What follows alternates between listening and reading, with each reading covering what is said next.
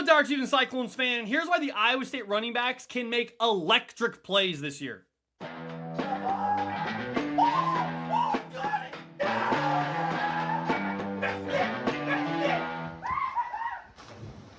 My name's DJ Caldwell. Welcome back to Cyclone Kingdom, the preview of the running back room of the Iowa State Cyclones in 2026-27. A new dawn has happened in Iowa State University.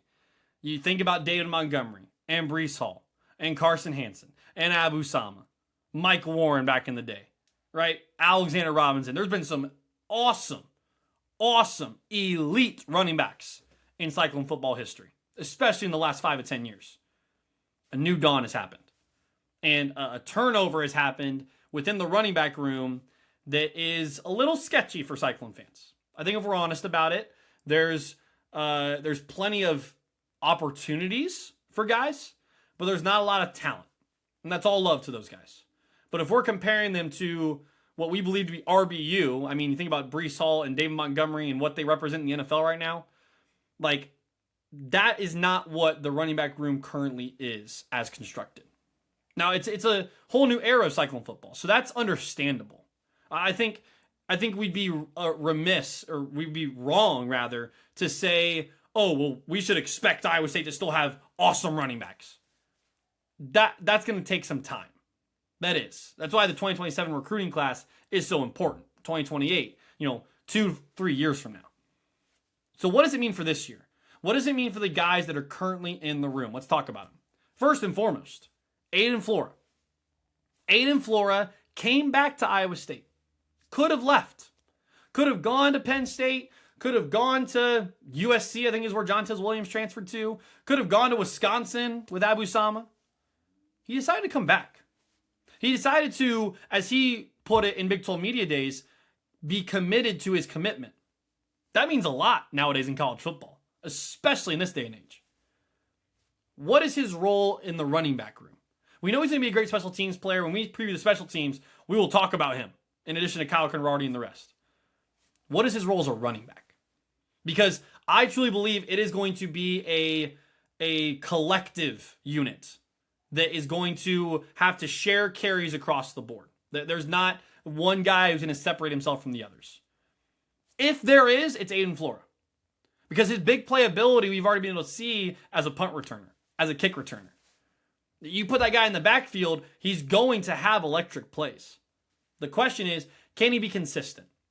Right? You can have great electric plays and 3-play drives because your running back busts a 60-yard run or a 70-yard touchdown. But what about in the consistency, in the 4-yard runs, in the 3-yard runs, and hey, we need 2 yards, who do we give the ball to? Does that fall to the running backs, or is that going to fall to someone else within the offense that we'll preview at some point? I personally think Aiden Flora will be running back 1 for this team. I think that he's got the potential to be the far and away running back 1 of this team, but I don't think that that's going to be necessary.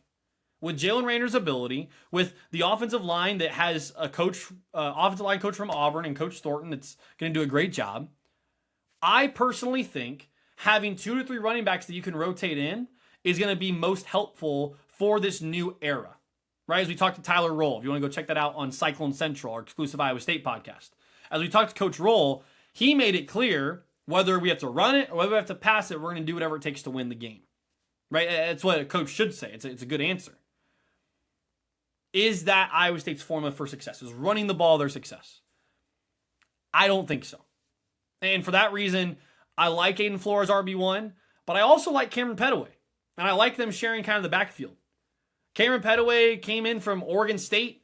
He's this guy that is a top 10 returner in college football because of his explosiveness. He's got a great opportunity. He came from Bowling Green, actually, excuse me. Allah is the one who came from Oregon State that unfortunately got injured. Cameron Pettaway from Bowling Green comes in here and immediately has a chance to share the room with Aiden Flora. Immediately has a chance to make an impact at an FBS level. I know Bowling Green's in the FBS, but high major Power 4 programs. So I'm excited about the potential of this room. I'm excited about Pettaway's big playability as well, similar to Aiden Flora. who's going to be that grinder? Who's going to be that guy that can get you a couple yards, 3 yards in a cloud of dust, as they say? Might be Arnold Barnes. It might be Arnold Barnes as he comes in from Tulane to replace Ala after he gets hurt. And is this bigger running back, can run downhill, as Jimmy Rogers said, and can be a potential short yardage bell cow. I'm not saying an overall bell cow. I'm not being ridiculous.